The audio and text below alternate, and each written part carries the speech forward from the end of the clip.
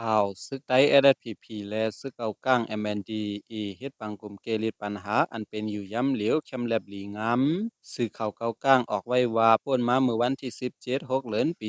2025นั้นอยู่ลองปัญหาปฏิขาดอันเป็นอยู่ย้ำเหลวในเสเดียวไล่งามเย็นเกลิดปัญหากว่าไหนตับซึกไต้ SSPP และตับซึกเอาก้าง MNDAA ไล่เฮ็ดปังกลุ่มอุปโภงมงีพร้อมไล่เจอกันเข้มแลบหลีงามยาววันไหน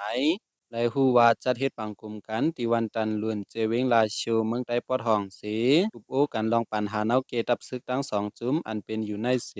ทั้งสองฝ่ายก็พร้อมไล่เจ้ากันเตียวไล่งำเย็นเกลิดกว่าในยาวได้ฮู้ว่าปังกลุ่มตับซึกสองภายในยำผู้คุมกันตับซึกว่า GWSA ไล่ขึ้นฮอดเฮ็ดศักดิ์ศรีปันในยาวป่นมาเมื่อวันที่1 6เดือนปี